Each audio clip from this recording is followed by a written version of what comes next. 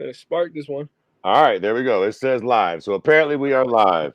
Ladies and gentlemen, welcome to the first episode of what will be deemed as a CD review show, seeing as how we have no other live sports. I am your host, Fred James Kirby III. Joining me tonight, Mr. Tev Talks That Shit, better known as Tev's. What's your fucking Twitter handle? Tev Talks MMA at Tev. Tev Talks MMA when I'm talking that MMA shit. But honestly, to be honest, I have an MMA account, but I feel like I have so many other opinions I want to get off, but I just feel like my MMA following don't give a fuck, so I just be shutting the fuck up. Which is what Loki brought this fucking shit about, man. I know you from MMA Twitter, so we do a show called Keyboard Warriors, where we talk about mixed martial arts. You've joined us on that podcast before. We got to fucking with each other on there. We discovered that we both like hip hop and in particular Griselda. So that led to this shit. Conway the Machine drops a mixtape with the Alchemist. 7 songs, 1 intro. I think maybe you tweeted about it, or I tweeted you about it, something like that. I think you tweeted me first about it. Yep. So I'm like, okay, he's listening, I'm listening.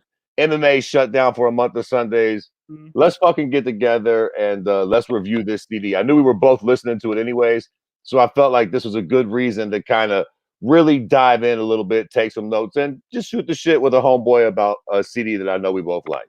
Yes, sir. EP is called Lulu, right? Yep.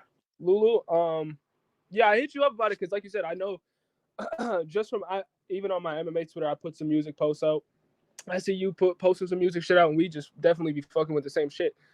Before we even start talking about Lulu though, real quick, what like who else are you fucking with right now? Like we both like Griselda, obviously, but like to me, I was raised on like the Locks, like old Fabulous, Jadakiss, even like Gangstar and shit, just random old hip hop that's kind of like that same essence, yo. So like, what other type of shit were you fucking with that led you to like Griselda? Because Griselda ain't been out forever. I mean, you nailed it, man. I just like lyrical hip hop. Honestly, I've recently gotten into like trap rap and Gucci Man. I mean, I know Gucci Man's been around for a month of Sundays, but I literally just in the last couple years have actually like given him a chance and like actually kind of gotten into that sort of like style of rap. But ordinarily, I like lyrical hip hop. And honestly, I go through waves with rap because I feel like it gets really stale and boring. And I know that's probably just a me opinion. I know rap is kind of actually innovative right now. The whole Lil Uzi Vert and the quote unquote mumble rap wave. And some of it's not that bad to keep it a buck. It's just not exactly my wave. So I feel like every once in a while, an artist will come by that'll really kind of snatch my attention back to hip hop. And that's what happened with Griselda. I think it was actually, Yeah, I think I got hip to Benny first. And then that just really. took me down the rabbit hole. I got hip to, I think maybe I'd heard Conway, but I didn't pay enough attention. And then I heard a Benny the Butcher mixtape and I fucking went down the Griselda rabbit hole. So, but I don't know what else I'm listening to. Actually, like Denzel Curry is a young kid that I like. Actually, to be fair, the whole mumble rap thing, I think I kind of judged inaccurately. Okay. Like XXX Tentacion. Yeah, He you was fuck a with him? kid. Before he passed away, I stupidly threw him in that mumble rap box, and I had no idea how talented he was. It took him dying for me to actually listen to his music and be like, "Oh, holy shit!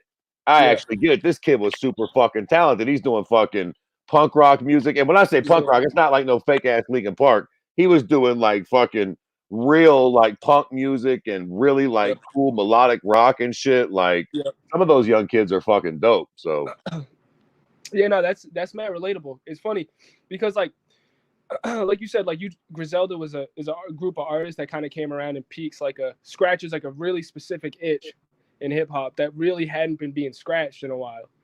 Like at least at least not by young cats, at least not by new rappers. And it's funny because I you know who was my favorite rapper as a kid, yo? This is like mad cringy now, but yo, I used to fucking love Cassidy, yo. oh no, I yeah. could I could That's give you the flow. I could give you every Cassidy bar from like 2004 on, yo.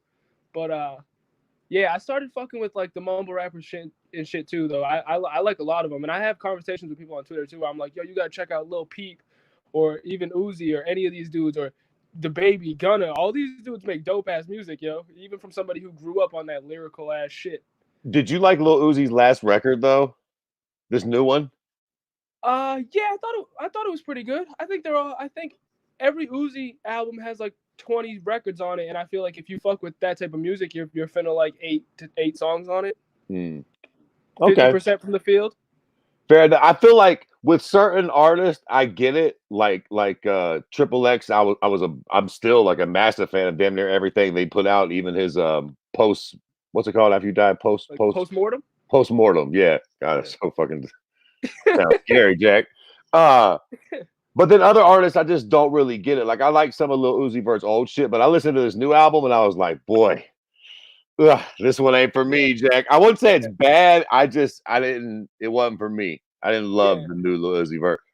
Right. It's something that every rapper I feel like struggles with. You got so much. Your earlier shit always has a certain sound that every rapper tries to recapture at some Oh point. yeah. Oh yeah, I feel like we haven't even got to the album yet. It was just as good. This gives us a little bit of time before we get there because the album's pretty short. Yeah. But I feel like a lot of the quote unquote greatest rappers of all time were just rappers that got clipped early, including my favorite rapper. My favorite rapper of all time, my favorite MC is Big L. Yeah. The Big Picture is my favorite rap album. It's a picture perfect rap album for me. That like he is the quintessential rapper. But he put out 2 fucking albums. Like had he lived forever, at this point he probably would have put out a bomb. Which is why you low key got to give Drake credit. I'm not the biggest Drake fan in the world, but the cute cocksucker don't miss. I mean, he might have an album that like maybe a few of them ain't that shit, but like every time he puts an album out, he's for sure guaranteed to have one bona fide fucking smash on it. Yes, man can make this.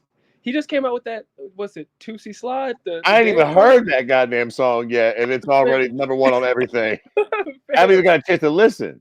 We ain't even going outside this summer, and he made the song of the summer already. Everybody TikToking in their crib already to this shit. Yeah, man keeps a hit in his back pocket and has for the last 15 years. Got to respect the longevity. Yeah, for sure. John Jones of this rap shit, to be honest. Yeah, honestly. It's funny you say that too, because like all the best rappers get clipped early is a crazy statement, yo. Because I feel like that about a lot of rappers. If these rappers were in a position to retire, like at their peaks, we would look at them, and so many rappers just spend the last 7 years of their career just hurting their legacy, essentially, yo, and putting out whack shit. Facts. Let me tell you something, man. I would have probably labeled Eminem the greatest lyricist ever had he not put out these last 4 albums. Fam, he's the BJ Penn of the rap shit. My man needs to go sit. Yeah, even the fucking Kamikaze or whatever the fuck that fucking album was. That don't get me wrong, it was a decent album, but he put out a whack album, then he put out a good album, then he put out a mediocre album. Like, bro, you were better off just putting out no albums. Exactly. Like literally, Black Thought took his place on my like greatest lyricist of all time because Black Thought's been putting out fucking fire. And M started putting out bullshit. If you had asked me that question 5 years ago, I would have had M at number 1, Black Thought at number 2. Now, don't get me wrong. I'm not discrediting everything that M did. I'm a big M fan. But he's like 2 or 3. Like, you're right. The more you put out trash towards the end of your fucking, like, legacy, bro, you're old now. You're like 50. It's all good. Stop rapping. It ain't that no more. You're not in fucking 8 Mile no more. I wouldn't even expect it. How could you have that same hunger that you had when you was a kid when you were fucking old and rich and you have been for fucking 20 years. It's so synonymous with professional sports, yo. It's so synonymous with that shit, yo. It really is. I don't know, man. Drake had the bar. I swear sports and music are so synonymous because we want to be them and they want to be us. That is like the best Drake bar, I think, in my opinion, because it's about the same shit we're talking about. Yo, should we talk about this Conway album, yo? Okay. Here we're 10 minutes in. So all right, let's get to Conway's album. Yep. All right, yeah. Conway. We shouldn't be calling it an album because it's a mixtape. Let's keep it a buck. Yeah. All right. All right. It's fucking 7 songs, and the first song is an intro, so it's basically 6 songs. It's a mixtape. Hey, yo, give me your review. You wanna rate these shits 1 to 10, or give it a letter grade? What each song? The whole project up top, and then explain why. Okay, well, the whole project, I figure we'll get a 1 to 10 rating just for the Okay. whole project overall. Do you Okay. want to rate it first, or kind of shoot through the album and talk about it, and then give a rating at the end? We'll talk about it at the end. Okay. All right. Well, let's just start with the fucking beginning. Conway the Machine. It's all produced by the Alchemist. So right there, I don't know if you fuck with the Alchemist like I do, but like, and it isn't strange to see them working together because they've done the Alchemist is peppered through all kinds of Griselda shit. What I did find interesting about this, and you correct me if I'm wrong, maybe you know and I don't, is this the first time that Conway the Machine has done a whole album with no Derringer, with only like any one producer other than Derringer? As far as I know, this is the only one that's just him and one other person that's not has nothing to do with Derringer. Yeah, exactly. That's what I was thinking. So that struck my attention immediately. A whole album with Alchemist, which makes sense, but still kind of strange that no Derringer's on there. And B, there's 2 features on this album: Schoolboy Q and Cormega, a cat I'm not even hip to keep it a buck. Right. But no other Griselda members. So no Benny the Butcher, no West Side Gun. I thought that was very interesting too. So at least that was the first 2 things I noticed just going into the album. Like, okay, this is going to be a little different. Yeah, I like it. I like that Griselda's not afraid to put the spotlight on their individual members, because I feel like West Side Gun's like the leader, like the one with the most backing behind the most push from like any type of marketing standpoint. But I like to see. I'll just say, as a brief aside, yo, I don't know if you feel the same way, but especially with the Alchemist, I'm a huge Alchemist fan. Alchemist has some of the most cinematic production in the history of hip hop. You know, like for sure. If you fuck with rap, you gotta fuck with Alchemist. And a bunch of other artists do this too, but I really love the one producer, one rapper project. I think that shit is creates better projects, to be honest. Or you can have 2 or 3 producers, but I love the sound of just like Currency does it a lot with the Alchemist or these other producers where it's, yo, me and you are gonna get in the booth for 2 weekends in a row, and we're gonna have this cohesive sound, and it's gonna be a short project, anywhere from 6 to 10 records or something, or even shorter sometimes, and you get very focused production, I feel like, and it's crisp, and I fuck with it. It creates a very cohesive sound to me. Oh, for sure, and especially when the 2 people gel, like this particular project with Conway and the Alchemist, it's perfect. Like the beats are perfect, his flow meshes well with it. Like this was definitely an ideal. Okay, while we're here, let me ask you about this. I found this interesting. Okay, first things first. Let me ask you this. Conway's last record, Look What I Became. That was his first record on a quote unquote major. Okay. That was put out on Shady Records. Did you think this was better than that? I'd have to go back and look at the track list and look at what I became, but honestly, yeah, I would say it is. Okay, I did too. I and not to shit on This Is What I Became, because there's a few songs on that I loved, but there's a few that I didn't think were Conway's strongest, to keep it a buck.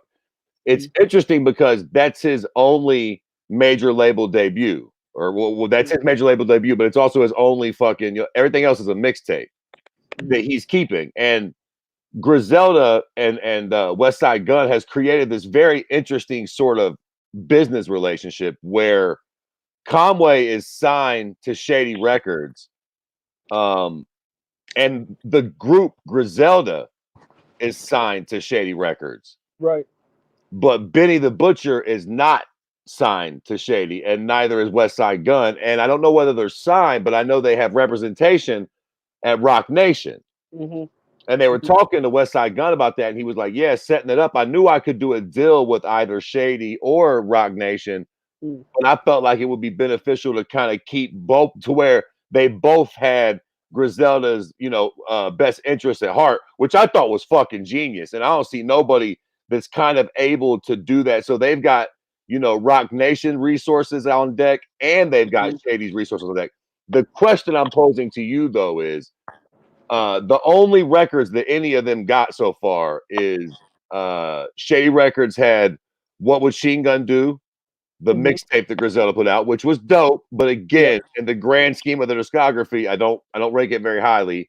Yeah. And then Conway's debut, which is again, I felt like this mixtape was better. At what point does Shady Records not start going, "Hey, yo, what the fuck?" Because here's the thing, they're letting Conway and Benny and Westside drop these side projects or these mixtapes, and they're letting them keep all that bread, which is a crazy deal that Westside got for them. But I think Shady and Rock Nation's thing is, when y'all drop them major labels, that's when we're going to cash in.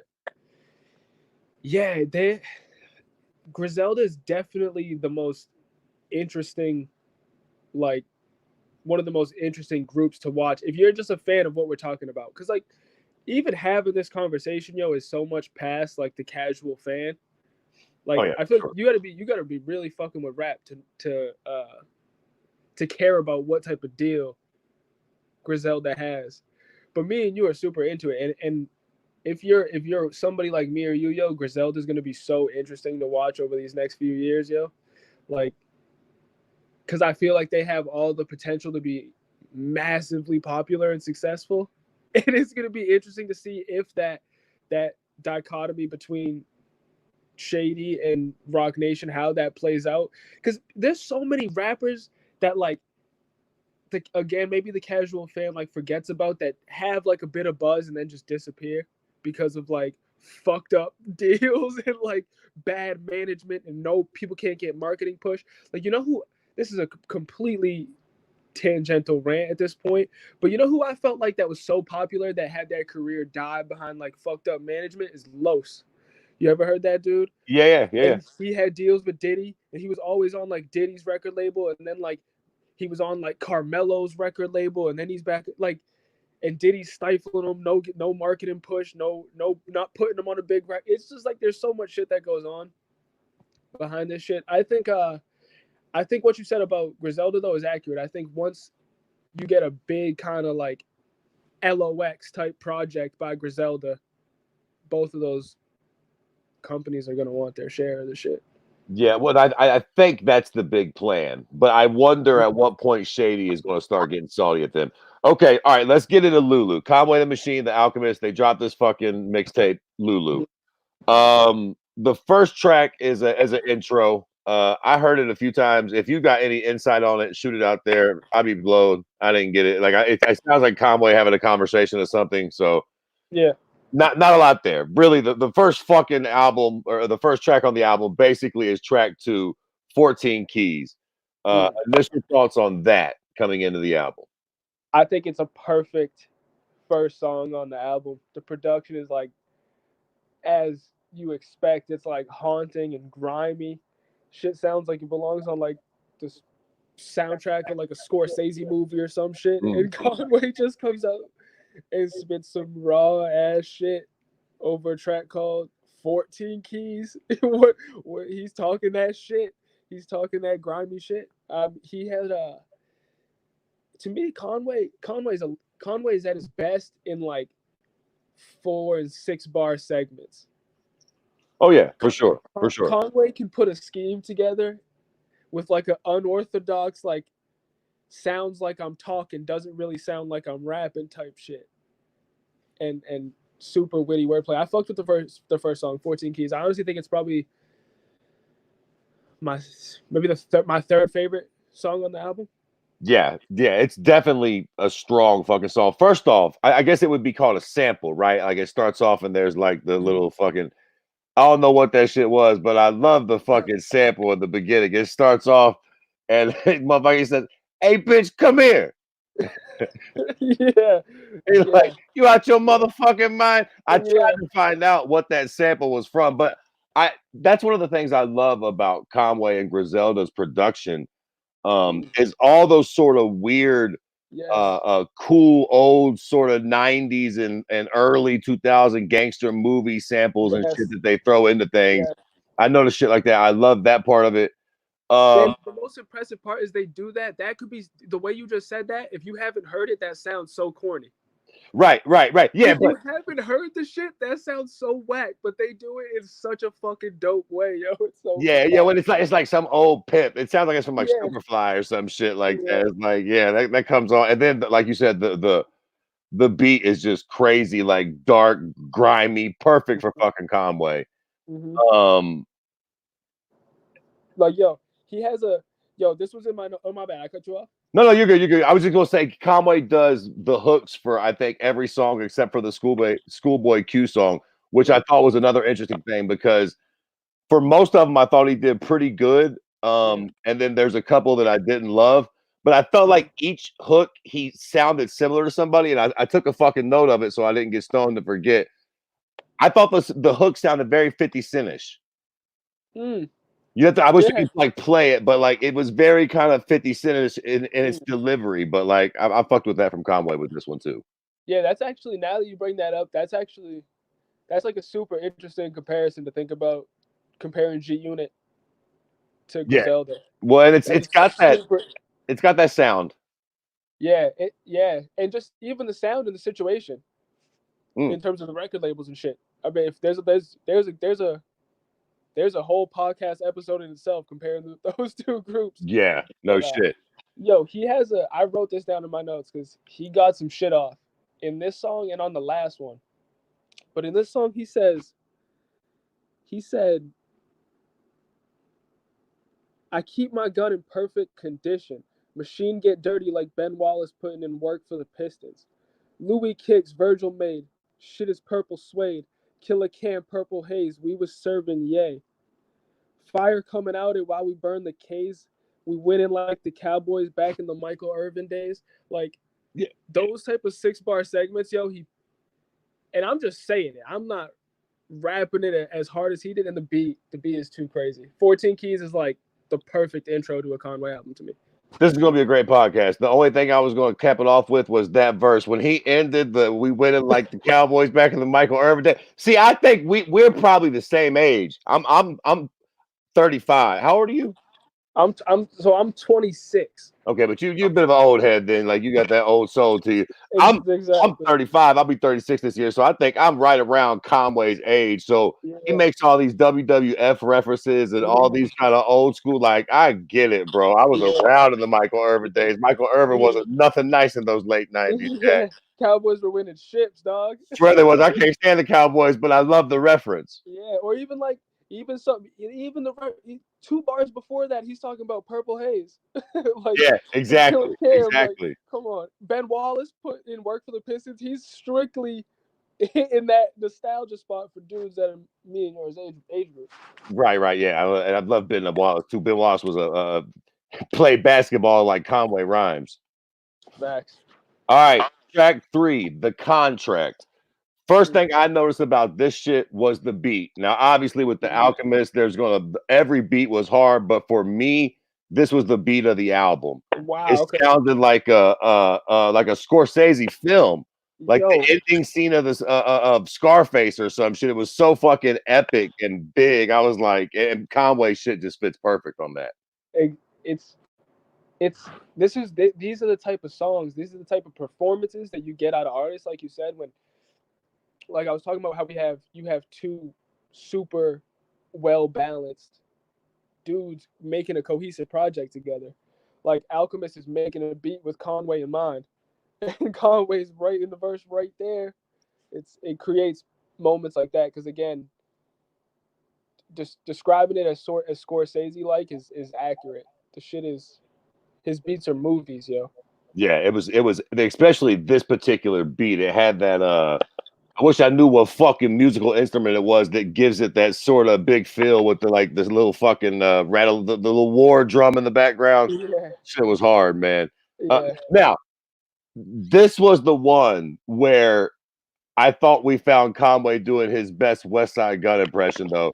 On the hook, he's fucking got the about to drop the bag, got to drop the big bag. Like, I don't know where the fuck West Side was at. Maybe he's fucking sick with the coronavirus, but it's like, bro, he should have been saying that for Yes. sure. Yeah.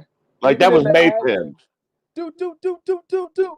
Yeah. I think we get some of that. I mean, no, we get some boom, boom, booms at some fucking Yeah. point. I forget what song it is, but he stuck that shit in. That must have been an old one.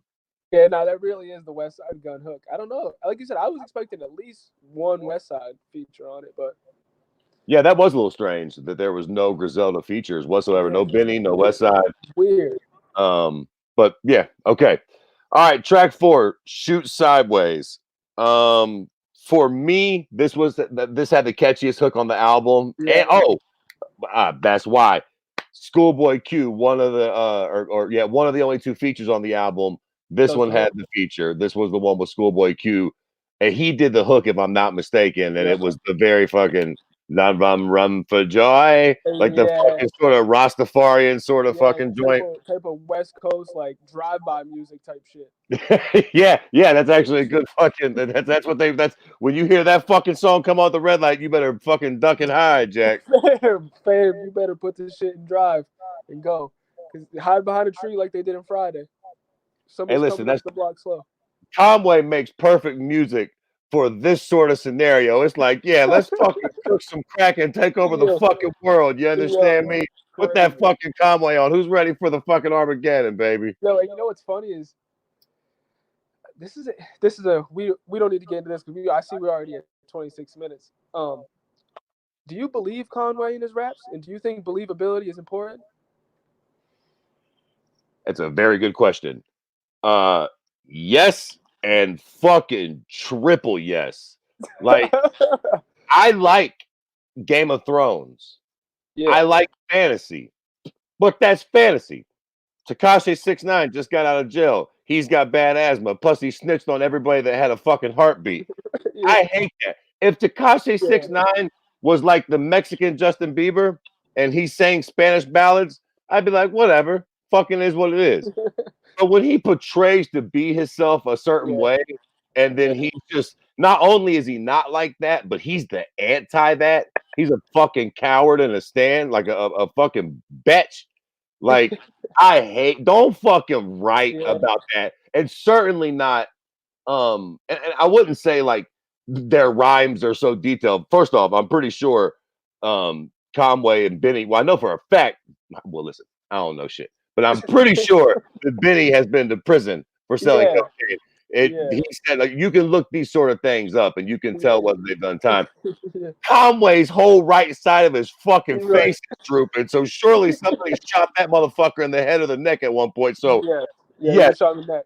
Yeah, I tend to believe it. Not to mention, I grew up in a particular lifestyle where I would know some of what these fucking things that they're talking about. I grew up with guys that did these sort of things, and some of the subtle references they're just accurate.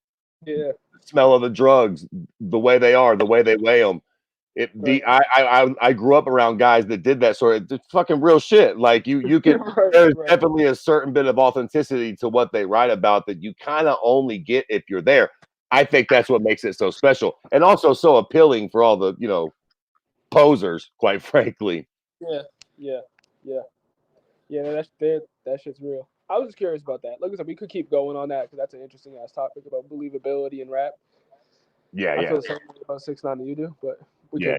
No, I think that's what makes them so special. Conway. I agree. Because I think believability kind of only matters when you rap the way they do. If we didn't believe you when you were rapping about the shit that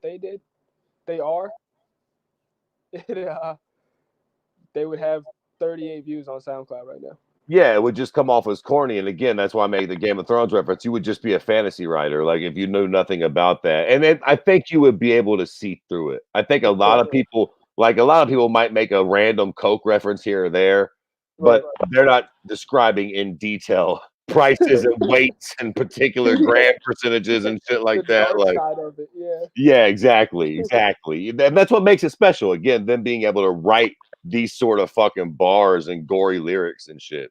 Bam. Poetry. All right. Okay, track 4, Shoot Sideways, feature Schoolboy Q. Great fucking track. I enjoyed it. I assume you did too. Great, great. Like said, my second favorite record on the shit. Yeah, that's up there for me too. All right, track 5, Calvin. This one is my favorite track on the album, and I'll tell Okay, you why. that's interesting. Because Conway changes his flow. He does. Usually, He does. Conway has a very particular sort of rhyme scheme, and and it was very quite frankly, it was very mumble rappy. It was very, Mm, but it was very Migos-ish. yes, And yes. I felt like that was Conway being like, all right, young motherfuckers, watch this here. I can do this if I need to. I can flash Yeah, switch it up and go like this. And it fucking sounded brilliant. It was him with his metaphors talking his shit, but in a yeah, completely different way. I was like, oh, okay.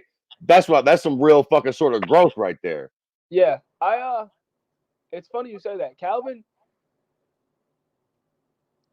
was honestly to me maybe maybe my least favorite track on the whole shit, but Ooh. not not for the same reason. Because when I first heard it too, I was like, oh shit, he switched his shit up, and I just felt like it. I felt like that wasn't him. Like you said, that type of Migos type cadence, that type of fast cadence. Now that you put it in that context, though, like I do respect the effort. I do respect the fuck ton out of his effort because it's almost like if it ain't broke, don't fix it. He could have very easily threw a track in there where he was rapping the same shit. It could have sounded exactly like Shoot Sideways. We would both be sitting here saying it was fucking hard as shit. It's a super tough record. We loved it. But when you do put it in that context of somebody in Conway's position saying, "Nah, I can switch my flow up," it is impressive and I do respect it. I just felt like maybe that ain't the flow to switch to. But I gotta Okay. go back and listen into under this new context. Now I might think it's a little bit different. Okay, but that's cool though. That's what makes podcasts like this fun. That's interesting. Like, because I feel like he was cognizant when he did it and when he chose that Yeah. flow, and he probably knew it would have one of these two reactions. Either somebody be like, "All right, oh motherfucker, that ain't really your lane. Stay in your lane," Yeah. or somebody might be like, "All right, I see you trying to fucking Right. actually switch it up." So, Right. all right, that's what's up. Um, track 6, they got Sunny featuring Cormega. First off, was you hip to Cormega? Did I? Am I? I'm I not had hip. I had never heard this dude's name but until I saw this record. To be honest, maybe I'm fucking up. No. I think. Listen, I think you'd have to probably be on the cutting edge to know. I think I could be wrong because I listen. I have no facts to back this up, but I'm assuming Cormega is probably one of Conway's little homies.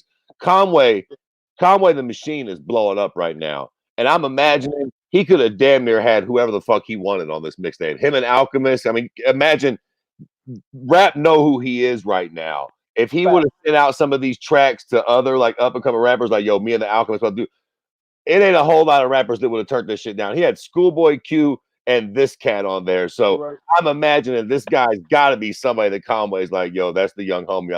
I'm gonna fucking hook him up. He has to. Start putting them on. Yeah. Because I wonder what the budget was. Like maybe they had 100 grand in feature money. Like I don't know how much money. How much is a schoolboy feature for a hook? I have That's no idea. yeah, that. But I Like mean, shit. If that's all he's paying for with the album between him and Alchemist, that's probably. I mean, it can't be that much. Schoolboy's pricey, but he probably, what I mean, 100 bands, some 50 bands, something like yeah, that. exactly. So like you said, because I can think of I can think of a lot of rappers that I'm sure would have loved to be on that project had they had gotten the call. But I thought Cormega was all right. It was it was fine. Yeah, I yeah, don't know if I'm gonna look up at the rest of his catalog, but yeah. I it did. was I did fine, like. decent. He had one line. It wasn't even really a line. It was just something he said. I carry the heat, aggressive as morning. And just the Yeah, aggressive as morning line stuck with me. Like, I don't know yeah, what he said after that, but I'm like, yo, that's interesting. Mornings yeah. do be low key aggressive in this motherfucker. Like, aggressive as morning is some shit. Actually, you know what? I do that. I do remember the line after. I just didn't love it. He started talking about being in a sauna and sweat rolling down his chest and shit. I was like, all right. Yeah. But aggressive as morning is dope, though. Yeah. All right, and this is it. So we wrapping up this album. This was a quick one. Track 7, the last track on the album, Gold BBS's. Favorite one on the album. This was my Yes, mine favorite. too. Or no, I Mine too. lied. I didn't pick 2 to be my favorite. Oh yeah. I Yeah, picked the right. one where he spins on his flow. Yeah. This was probably the best song on the album, though. I agree. The beat was fucking super dark. Just that horror movie shit, the perfect sort of Conway lane, and he kills it. Yeah, give me your thoughts on how Hey close the album out. Fam, this song, when Conway and Alchemist, or Alchemist is on his gutter shit, and Conway or anyone from Griselda is on their gutter shit, yo, the first 8 to 12 bars of this song, yo, you make the same face you would make like if you stumbled upon a dead body, like on a hike. Like the same type of just nasty ass repulsive face is the same face you make for like the first 8 bars, yo. I think he said, my money's in line. That's why I'm good with the Connect for. Dog food in the trunk, like I just left the pet store. Like, yo, and that's like 4 bars and he's getting his shit off. And Yeah, Alchemist got it sounding like the theme song for a slasher movie villain, yo. A horror movie in that bitch, yo. This shit is crazy. yeah, I thought that was probably the strongest fucking song on the whole album. Great way to end it out. Um, yeah, fucking. I what more to say? Like it was dark. It was everything that you would want from Conway. Just now after hearing that, okay, wrapping up the album, Mm-hmm. scale of 1 to 10, what would you rate this? I probably And be stingy. Be stingy, goddamn it. Don't be yeah. don't be giving away those tens. Be stingy. No. I was gonna say like shit, 8.5, 9. Okay. I'm partial, and this is my personal taste, but like I'm partial to smaller albums. Like I personally enjoy, like my favorite album length is like 10 to 13 songs. I think a lot of artists put way too many songs on their albums, like especially nowadays. Now that people are streaming, I feel like it's just people just throw a ton of shit on there. And I'm partial to, again, the one producer, one one performer type project. So like this type of project really speaks to me. So when you were like be stingy, I was never gonna go higher than a 9, but I would give it a 9. I don't know if this ain't gonna be if I'm ranking it in the context of every other rap album ever, maybe it hit a 9. But in terms of like music to come out the past few years, this project is like a 9 to me. It's got a ton of replayability. I hope if anyone's watching this that hasn't heard the album, if you are watching this shit would make you want to go stream it right now and listen and see what the fuck we're talking about. Because I feel like it deserves the listens if you're into rap and you fuck with it. But yeah, like I said, I like the shorter album. So to me, 8 songs, 6, whatever it is with the intro, it's focused. I fuck with it. 9, 8.5. I don't know, some shit like Okay. that. I tell you what, man, I'm pretty much right there with you. I think I'm gonna be stingy and give it an 8, just because I would like to see a little more. 6 songs is fucking. But Yeah, I will say I feel you though. I definitely don't love the 15 plus song albums yeah. anymore. It's just like, A 23 song rap album, a yeah, 20 song rap album is absolute honestly, nonsense. a 23 anything song album. Anything. Like it's because I love metal, I love everything, but like it's too much anything. Like, Anything. 23 songs is too much. Even who was it, fucking Chris Brown put that album out and he had like fucking 54 songs on it. It's like, Man, ain't nobody gonna listen to you for that long, my guy. You got your fucking dog, time. dog. And that's the thing. I don't understand. How do you look? We've been going for a minute, but how do you consume your music? Do you just throw that shit on in the crib? Do you just smoke and close all the doors and just throw an album on and just sit there and listen to it? Are you in the whip, or are you throwing headphones in? Are you at the gym? Like a lot of rappers, you can have 20. You're too many songs, fam. I should be able to listen to this shit in a car ride or two. Yeah, well, and that's the thing. I think in general, people digest everything so much quicker these days, and it's just that we don't got enough time. Everybody's busy doing a bunch of other shit. So, and I mean, that's literally what it is. There's albums sometimes that I want to listen to, but the motherfuckers be a little long winded, and then I be Yeah. running out of steam. Motherfucking 8, 9 songs in, motherfucking punk ass kids need to get fed. Shit starts getting busy. It's like, goddamn, I ain't got time to fuck with track 10 through fucking 32. Exactly. Especially if I'm already liking 30%, only 30% of the songs on the first 10. I listen to the first 10, I'm really only fucking with 4. Why am I gonna? So I don't know. I'm partial to it, which is why I gave it a high rating. But I completely respect the 8. because it is short. It's like you want right when you get a good taste, you want another 6 tracks like that. And here's the thing too, it also gets an 8 because I have very, very high expectations for Okay. Conway. Like he's probably Griselda is definitely my favorite group, and you're right. I totally agree with the Locks thing. I think that West Side Gun is way more important than Sheik because he's got. I'm sorry, he's got to be Sheik, but fucking, I think he's way more crucial than Sheik was to the Locks. But I think that comparison is fucking spot on. Yeah. So I as good as this was, and I do think it was good. I'm very curious. I cannot wait to hear what I'm assuming will be Conway's next record, which will be his second on a major or a label debut or whatever the fuck. Not debut. I keep wanting to say debut. It'll be his second for Shady Records for a major label. Yep. And it's I think what it's called. God Don't Make Mistakes. I think so. I think that's what he's saying. The rumor is, this is supposed to be the one.